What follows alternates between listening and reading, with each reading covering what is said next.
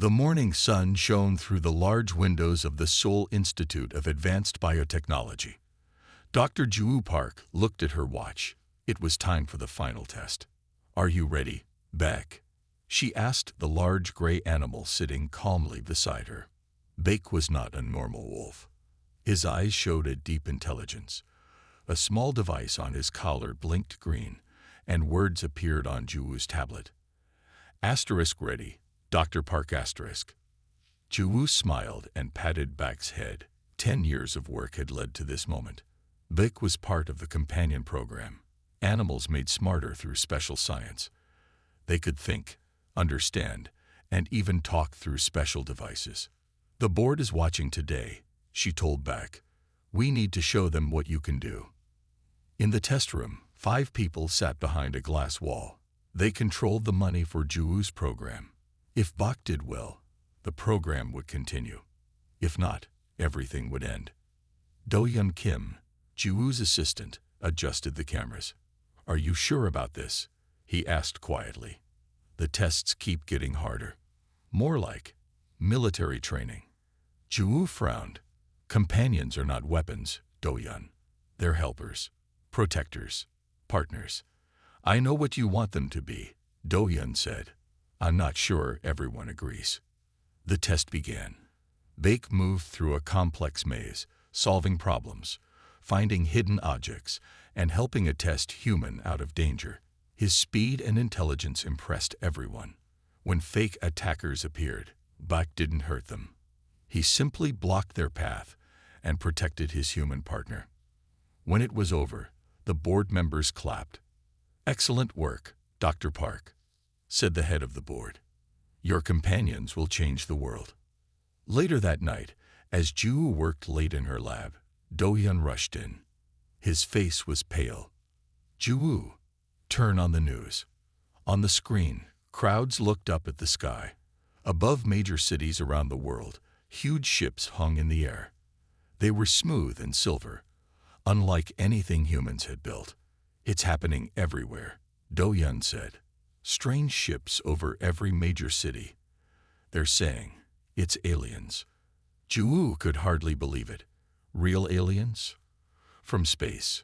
Before Do-Hyun could answer, all screens in the lab changed. A face appeared, almost human, but with blue-tinted skin and large, dark eyes. "People of Earth," the alien said in perfect English, "I am Ambassador Krell of the Tereth Collective. We come in peace, seeking friendship between our worlds." For 3 days, the world changed completely. The aliens, the Tereth, met with world leaders. They shared stories of a galaxy full of different intelligent species working together. They talked about trade, knowledge, and a place for humans in the stars. Then came the tour of the Seoul Institute. Ambassador Krell walked with a group of world leaders through the labs. When they reached the companion program section, Ju proudly explained her work. "These animals have been genetically enhanced," she said. "They help us in search and rescue, medical support, and exploration of dangerous places." Krell's face changed when Beck entered the room. The alien stepped back, his hand moving to a device on his belt. "You have created thinking animals?" Krell asked, his voice suddenly cold. "Animals designed to fight and kill." "No," Ju said quickly. "They're partners, not weapons. They're trained to protect, not harm." Krell turned to the human leaders. "Creating sentient weapons is forbidden by galactic law. We have seen the horrors such creations can bring." His eyes fixed on Ju. "These creatures must be destroyed. All of them." The room fell silent. Bach stood perfectly still, his intelligent eyes moving from Ju to the alien. "They are not weapons," Ju said firmly, "and we will not destroy them." For the first time since the ships appeared, the promise of a peaceful first contact began to crumble. 3 months passed since the aliens arrived. The Tereth built a shiny new building in Geneva they called an embassy. They shared some technology with humans and learned about Earth, but they still wanted the companions destroyed. Today was important. Ju stood before a special meeting with both human leaders and Terith officials. Her hand shook slightly as she prepared to speak. "Companions are not weapons," she began. "Let me show you." She nodded to Doyen, who opened a door. Buck walked in calmly. Some Terith stepped back in fear. "Buck has been part of our program for 5 years," Ju said. "He thinks and feels. He makes choices. Please, let him speak for himself." Bake sat in the center of the room, his collar device connected to the room's speakers. "I am back," came a calm, clear voice. "I protect humans because I choose to. I have never killed. I would rather be hurt myself than hurt others." A murmur went through the room. Some of the human leaders looked impressed. Even a few Terith seemed to be listening. Bake continued, "I dream. I remember. I care about my friends. Am I so different from you?" Ambassador Krell stood up. "Enough of this show," he said sharply. "You do not understand the danger." The room darkened. A large screen showed images of strange creatures. They looked like giant insects with metal parts. "The Vekraks," Krell said, "created 300 years ago by the Solari people. They made these creatures smarter, stronger, and able to fight. They said it was for protection." His voice grew hard. "The Vekraks turned on their creators. Then they spread to other worlds." Terrible images flashed on the screen. Cities burning. Strange insect creatures attacking people. "It took 50 years to end the Vekraks' war," Krell said. "Millions died.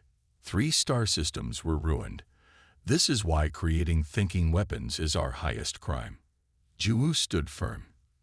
"Companions are nothing like those creatures. They are gentle by nature." "For now," Krell said. "But they will change. They will become what they were truly made for. War." He faced the human leaders. "The collective has decided. You have 30 days to end your companion program. Destroy all enhanced animals. If you refuse, Earth will be cut off. No trade. No knowledge. No place among the stars." The room erupted in angry voices. Some human leaders shouted at Krell. Others argued with each other. Later that night, Jumu and Doyen stayed late at the lab. They were too upset to go home. "What will happen now?" Doyen asked quietly. "I don't know," Ju said. "Some countries already want to destroy the companions to please the Terith." Doyen's phone buzzed. He looked at it, and his face went pale. "What's wrong?" Ju asked. "My friend in the military sent this." He showed her his phone. On it was a satellite image of a Terith ship scanning a human military base. "Why are they scanning our weapons?" Ju asked. "That's not all," Doyen said. "Look at the date. This was taken 2 weeks before they even contacted Earth." Ju felt cold. "They were studying our defenses before they even said hello." "The Terith aren't telling us everything," Doyen said. "What if the companions aren't the real reason they're here?" Bake padded silently into the room. He looked at both humans, his intelligent eyes concerned. "We need to protect the companions," Ju said firmly. "All of them. Before it's too late." Back's device lit up with words. "I will help. We all will." Outside, the Terith ships hovered in the night sky, their lights blinking like cold, distant stars. The 30-day countdown had begun. The sky turned black at noon.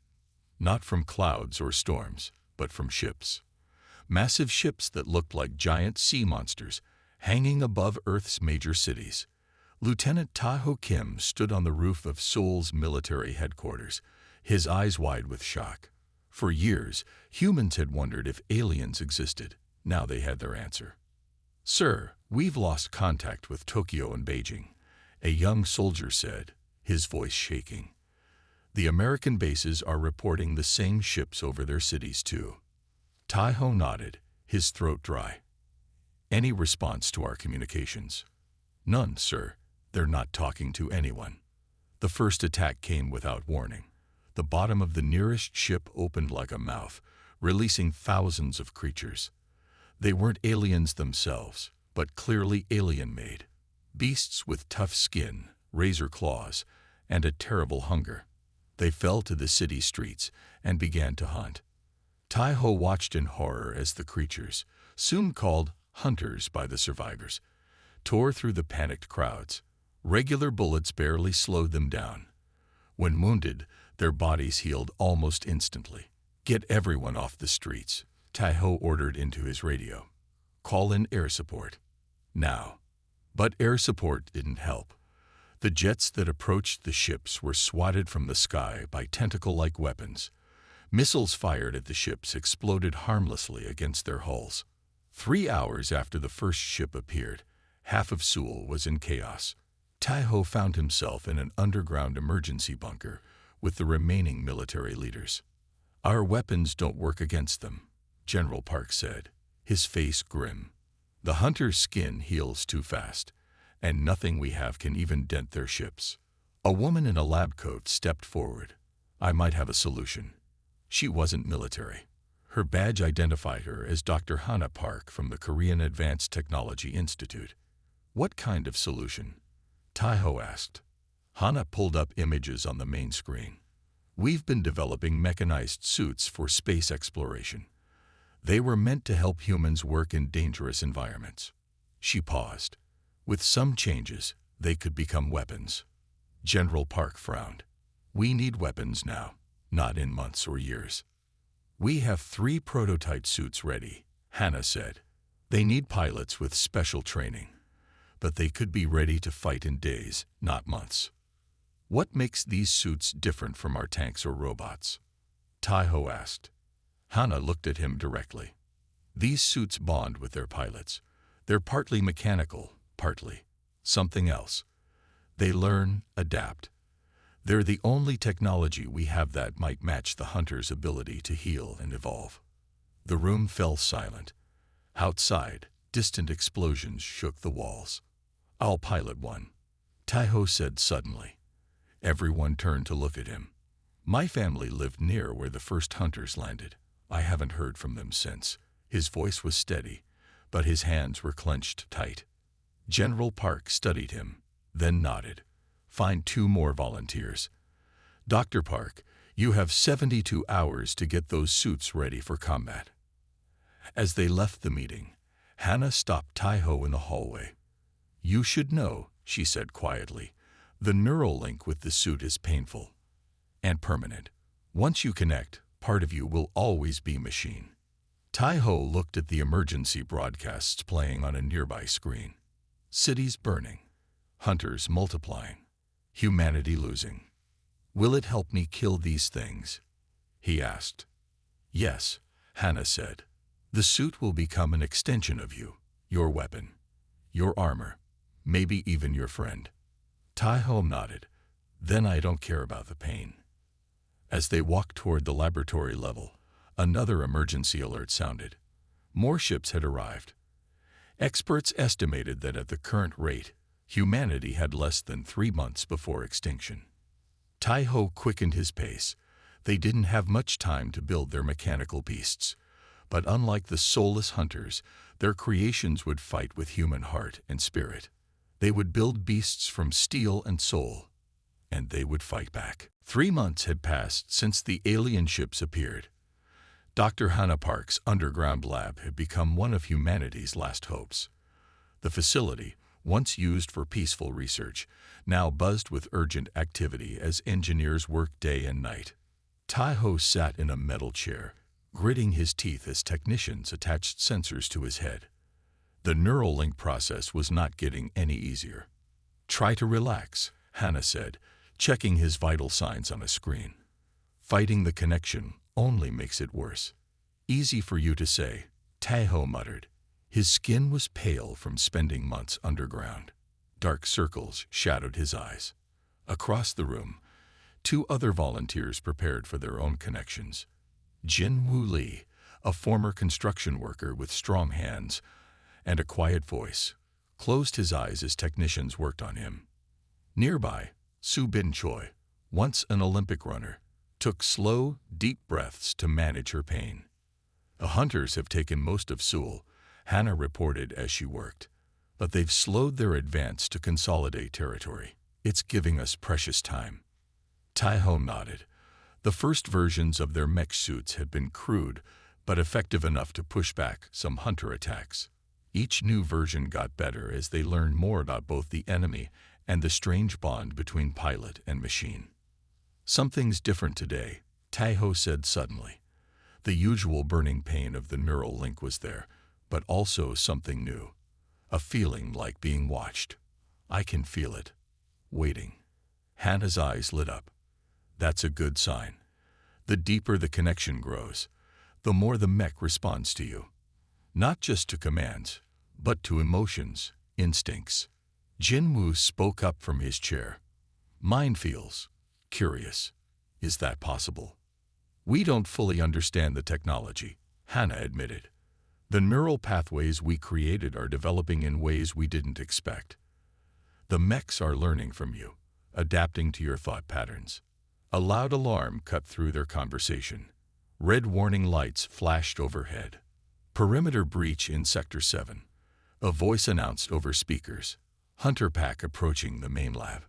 Taiho tried to stand, but he was still connected to the equipment. "Get me to my mech." Hannah shook her head.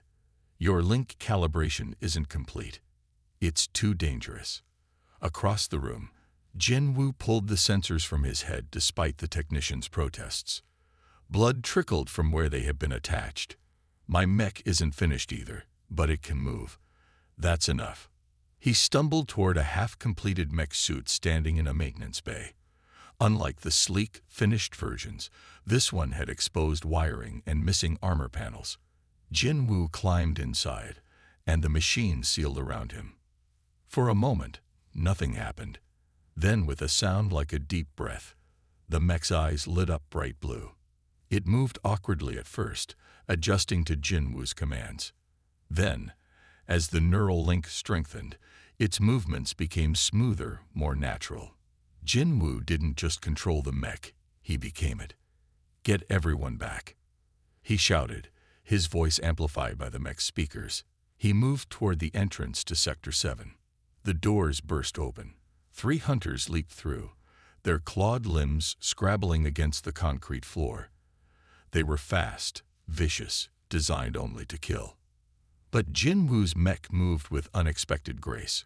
When a hunter lunged, the mech didn't just block the attack. It twisted aside in a move Jinwoo hadn't consciously planned. The machine was anticipating, learning, reacting with something beyond programming. As Taiho watched in amazement, he understood what made their creations different from other weapons. The mechs weren't just taking commands. They were absorbing human instincts, human reactions, human will. "It's protecting him," Hannah whispered. "Not just following orders to fight, actually protecting him." The mech grabbed a hunter and crushed it against the wall. Another leaped onto its back, but the mech reached behind with impossible flexibility and tore the creature away. For the first time since the invasion, Taiho felt something like hope. The aliens had sent beasts that only knew how to kill, but humans were building something greater, partners born of steel and soul, machines that could learn to protect, to sacrifice, to care. The war was just beginning. Dawn broke over the ruins of Seoul as 3 massive shapes moved through the empty streets. Taiho, Jinwoo, and Subin piloted their completed mechs, now officially named Guardians, toward the city's main water treatment plant. This was their first planned mission, not just a defensive reaction. "Remember the plan," Taiho said through the communication system. "We secure the facility, gather intelligence, and get out. No unnecessary risks." In the command center, Dr. Hannah Park watched their progress through the mech's camera feeds. "The water plant is critical," she reminded them. "If we can restart it, the refugee camps will have clean water again." Taiho's mech, a sleek, dark blue machine with reinforced armor, led the way. It moved with his own careful precision, each step calculated. Jinwoo's bulkier green mech followed, designed for strength over speed. Subin's lighter silver mech brought up the rear, built for quick movement and equipped with long-range weapons. They had trained for weeks, but this was different. This was real. "Hunter pack at 2 o'clock," Subin warned. Through her mech's enhanced vision, she spotted 6 creatures moving between buildings. They haven't seen us yet, Jin Woo said. We could go around. Taiho considered this, but then shook his head inside his control pod. No, we need to clear the area around the plant. Engage. The 3 mechs moved in perfect coordination. As they approached, the hunters turned, sensing the threat. The creatures hissed, their blade-like limbs reflecting the morning light. Now, Taiho commanded. The mechs attacked as one. What happened next surprised even the pilots. Subin thought only of protecting her teammates as a hunter leaped toward Jin Woo's blind spot. Instantly, her mech raised its arm, and an energy shield formed, a feature that hadn't been in the original design. The shield blocked the hunter's attack, saving Jin Woo. How did you do that? Hannah asked over the comm. I didn't, Subin answered, shocked. I just wanted to protect him. And the mech responded. Meanwhile, Jin Woo's mech demonstrated unexpected abilities of its own. When 3 hunters charged at once, Jin Woo instinctively thought of the construction sites where he once worked. His mech responded by grabbing a concrete slab and swinging it like a giant hammer, crushing the attackers with incredible precision. Taiho's mech moved with impossible speed, dodging attacks that should have been too fast to avoid. The Neuralink translated his combat training into movements no human body could achieve. In minutes, the hunter pack lay defeated. The 3 pilots stood in silence, processing what had just happened. The mechs, Taiho said finally. They're evolving beyond their programming. At the water plant, they discovered something troubling. While securing the facility, Subin captured a live hunter for study. Unlike the others they'd fought, this one was different, larger, with a strange growth on its head. Bring it back, Hannah instructed. Carefully. As they prepared to return, Taiho noticed something strange. Without commands, the 3 mechs had positioned themselves in a protective formation around the pilots during their brief rest. They hadn't been programmed to do this. Dr. Park, he said quietly, I think our mechs are developing instincts. Back at the base, examination of the captured hunter revealed a disturbing truth. The creature had no brain of its own, only a receiver organ that accepted commands from somewhere else.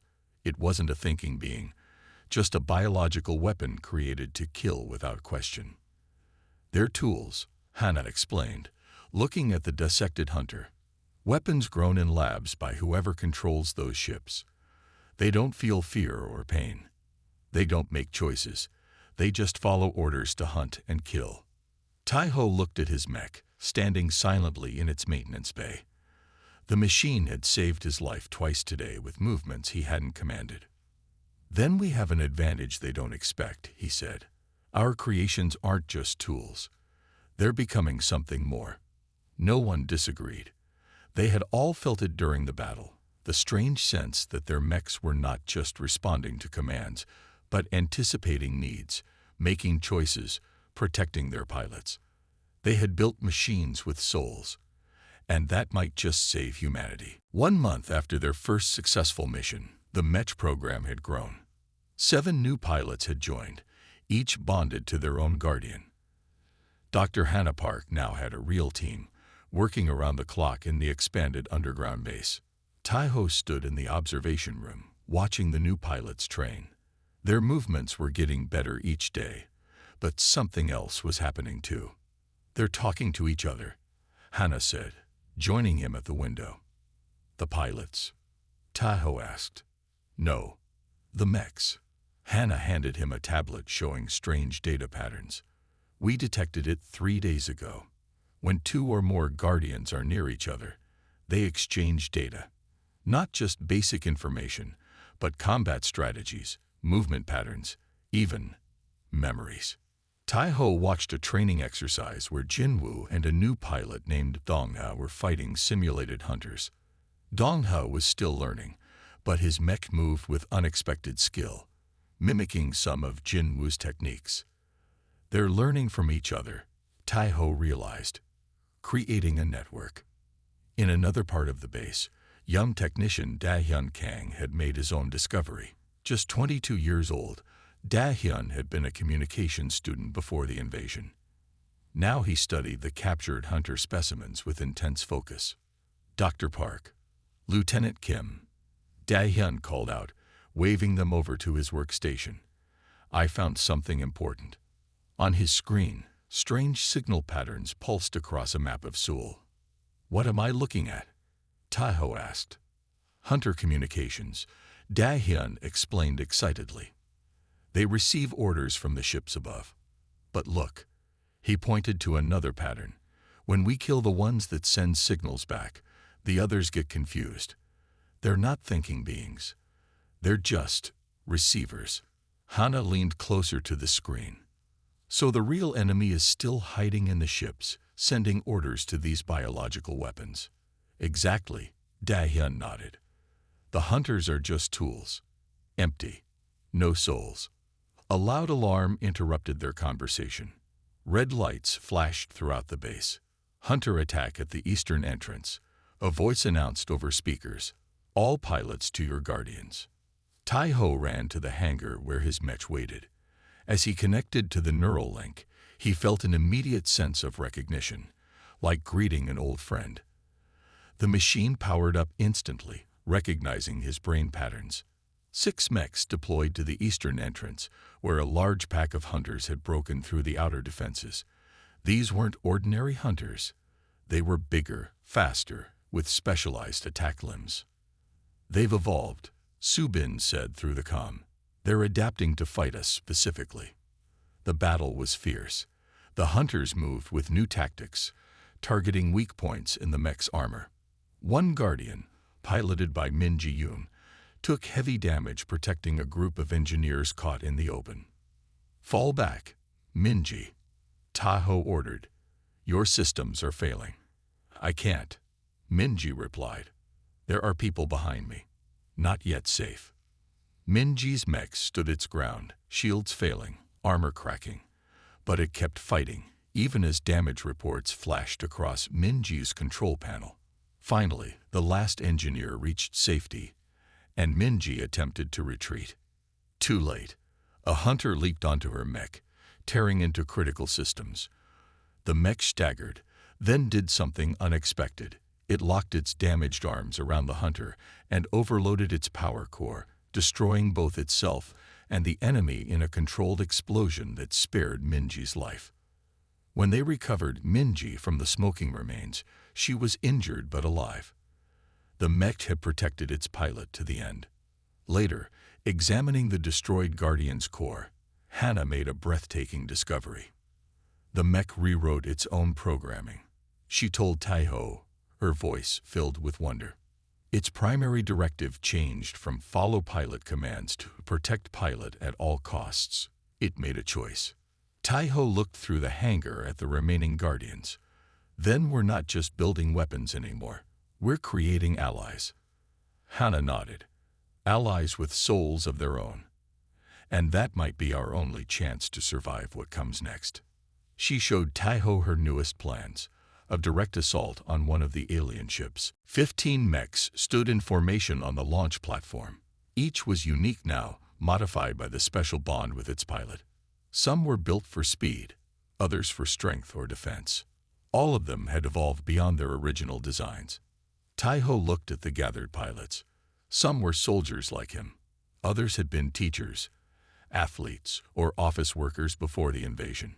Now they were humanity's last hope. "Today we take the fight to them," Tae-ho said. His voice was steady, but his hands shook slightly. "We've spent months defending. Today we attack." Above them, barely visible in the night sky, loomed the largest alien ship, their target. Dr. Hana Park's voice came through their comms. "The plan is simple but dangerous. 10 mechs will create a diversion on the ground. 5 will use the special jump boosters to reach the ship. Your goal is to find the control center and disable it." Jinwoo, Subin, Tae-ho, and 2 other experienced pilots have been chosen for the space team. Their mechs had been fitted with oxygen systems and special thrusters. "Remember, Hana continued. Once you're inside the ship, we'll have limited communication. You'll be on your own. As the pilots prepared to board their mechs, Dahyun approached Taho with a small device. This will help you find the ship's brain, the young technician explained. It follows the signal patterns the hunters receive. Taho nodded his thanks and climbed into his mech. The Neuralink connected immediately. These days, it felt natural, like putting on a second skin. The mech responded to his thoughts before he even formed the commands. Launch in 3 minutes, Hana announced. The ground team deployed first, creating chaos by attacking hunter nests near the ship's landing zone. The space team watched from a distance, waiting for their moment. Now, Taho ordered when the ship's weapons turned toward the ground battle. The 5 specially equipped mechs fired their jump boosters. The force pushed Taho back into his seat as they shot upward. The ground fell away rapidly, the battle shrinking to tiny flashes of light. Then, ahead of them, the enormous ship grew larger. Its surface wasn't metal as they had first thought. It was something organic, like the shell of some giant sea creature. Aim for the opening, Taho instructed, pointing to what looked like a breathing hole in the ship's side. They landed inside a vast, dark space that seemed to pulse with life. The walls glowed with a sickly green light. The air was thick and humid. Stay together, Taho said. Follow Dahyun's device. They moved deeper into the living ship. Strange organic machines lined the walls. Large tubes carried unknown fluids. Everything felt alive. Suddenly, they weren't alone. From side tunnels emerged creatures unlike any hunters they had seen before. Taller, with multiple limbs and large heads, these beings moved with purpose and intelligence. The Shapers, Subin whispered. The ones who make the hunters. The aliens attacked immediately, using weapons that fired streams of acid. The mech's armor began to sizzle and melt. Jinwoo's mech took a direct hit to its main power system. Warnings flashed across his control panel as systems failed. In that moment of extreme danger, something extraordinary happened. The neural link between Jinwoo and his mech deepened beyond anything they had experienced. It wasn't just control anymore. It was complete union. Jinwoo felt the mech systems as if they were his own body. The mech felt Jinwoo's determination, as if it were its own soul. Jinwoo. Taho shouted as his friend's mech began to glow with strange energy. I'm still here, Jinwoo replied, his voice calm. But I'm also more. The mech and I, we're one now. Jinwoo's mech moved with impossible speed and precision, tearing through the Shaper attackers. The damage to its systems seemed irrelevant now. As they fought their way to the ship's control center, Taho realized they had discovered something the Shapers never expected, a perfect joining of human and machine, more powerful than either alone. But when they reached the main chamber, a terrible sight awaited them. Through a giant viewing window, they saw not dozens but hundreds of Shaper ships in distant orbit. This is just the beginning, Taho realized. They have enough ships to destroy every city on Earth. And in that moment, they knew their mission had changed. They weren't just fighting to win one battle. They were fighting to save their entire world. The 5 mechs returned to Earth as heroes. Though damaged, they had succeeded in destroying the Shaper ship's control center. More importantly, they brought back critical information about the enemy. In the command center, Taho, Jinwoo, and Subin shared what they had learned. The Shapers are conquerors, Taho explained to the gathered military leaders. They've done this to many worlds before ours.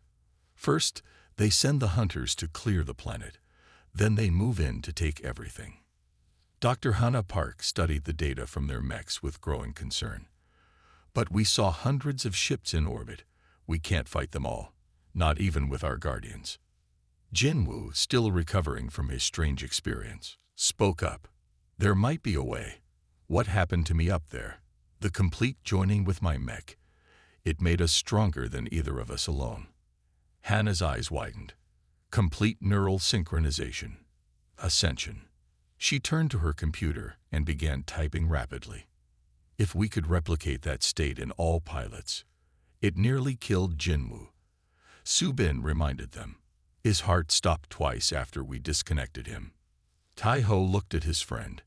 Jinwoo was pale, with dark circles under his eyes. But there was something different about him now. A calmness, a certainty. "I'd do it again," Jinwoo said simply. The mech and I. We understood each other completely. It wasn't just me controlling a machine. We became something new. Hana worked for days without sleep. When she finally emerged from her lab, she looked exhausted but triumphant. "I think I found a way to induce controlled ascension," she announced. "It's still dangerous, but the pilot should survive." "I'll be the first to try," Tai-ho volunteered immediately. The procedure was set up in the main hangar. Tai-ho's mech stood in a special frame, connected to massive power cables. Technicians attached more sensors than usual to Tai-ho's body. "This will hurt more than the regular neural link," Hana warned him. "Much more. Your mind will try to reject it. You must push through." Tai-ho nodded and closed his eyes as the process began. The pain was immediate and overwhelming. It felt like his brain was on fire. His body convulsed as the neural connection deepened beyond anything he had experienced before. Then suddenly, he wasn't just connected to the mech. He was the mech. He could feel every system, every joint, every power cell, as if they were parts of his own body. More than that, the mech felt him. His thoughts, his memories, his determination. For one perfect moment, they were a single being. When Tai-ho finally disconnected, something unprecedented happened. The mech moved on its own. Just a small gesture, reaching out as if to steady Tai-ho as he stumbled from the connection pod. "Incredible," Hana whispered. "It retained an imprint of your consciousness." Over the next weeks, more pilots underwent the ascension process. Each time, their mechs showed signs of independent function afterward. Subin's mech adopted her protective nature, positioning itself between threats and civilians, even when she wasn't actively controlling it. Jinwoo's demonstrated his resourcefulness, finding creative solutions to obstacles. More surprisingly, the mechs began showing limited function without pilots during emergencies. When a tunnel collapsed, trapping workers, the nearest guardian helped with the rescue despite having no pilot connected. "They're remembering," Hana explained to Tai-ho as they watched. "Not just commands or functions, but values. Your values." Meanwhile, the Shapers hadn't been idle. New hunter types began appearing in attacks against human outposts. These were specifically designed to target mechs, with weapons that disrupted the neural link or damaged the connection pods. "They fear the mechs," Tai-ho realized. "They've conquered worlds with biological weapons because no one had our technology. We're the first to combine machine precision with human soul." Hana nodded. "And that's why they'll stop at nothing to destroy us now." On the horizon, the massive shapes of Shaper ships began to descend from orbit. The final battle was coming. 3 days after the Shaper ships began their approach, something unexpected happened.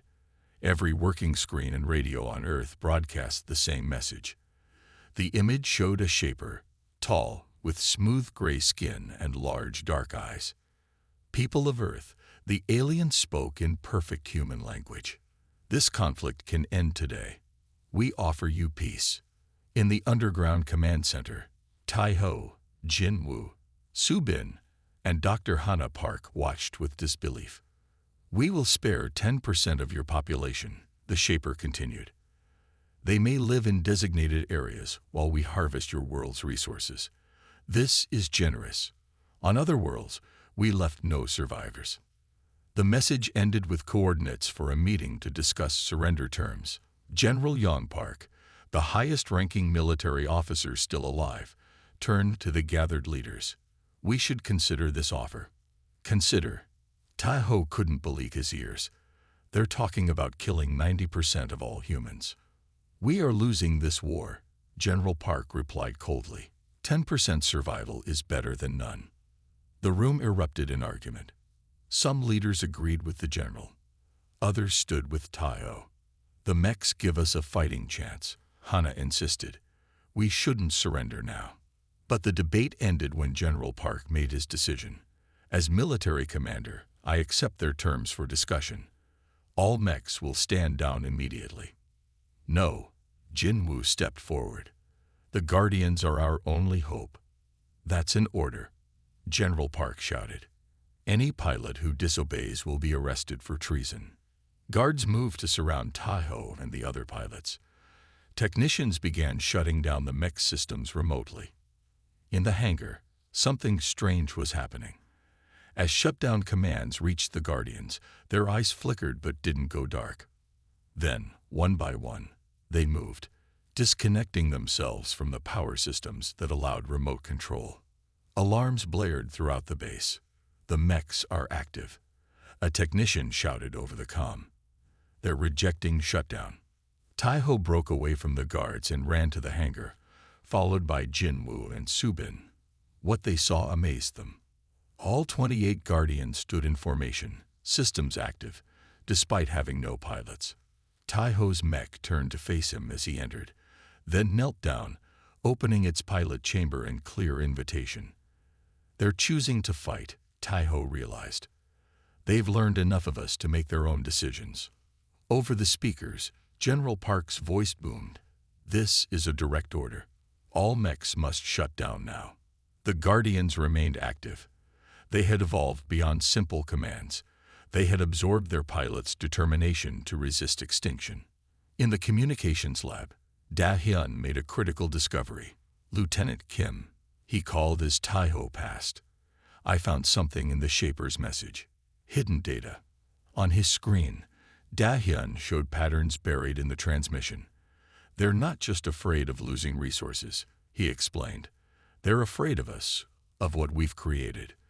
The mechs terrify them because they represent an evolution the Shapers can't control. Taiho looked at his waiting Guardian. They fear us because we built machines with souls. Their beasts only know how to kill, but our creations can choose. Subin stepped forward. I'm flying. Me too, Jinwoo added. One by one, pilots entered the hangar, ignoring General Park's orders. As each connected with their mech, the neural link activated faster and deeper than ever before. Arrest them, General Park commanded, but the soldiers hesitated. Many had families saved by the Guardians. Taiho climbed into his mech and felt the immediate connection, not just control but partnership. Through the mental link, he sensed the machine's resolve matching his own. We didn't build weapons, Taiho said to General Park. We built allies who share our will to live. And together, we're going to fight. Outside, the Shaper ships darkened the sky as they moved into position for the final assault. 28 mechs and their pilots prepared to meet them, not just as machines and operators, but as partners with a shared soul and purpose. Earth's last stand had begun.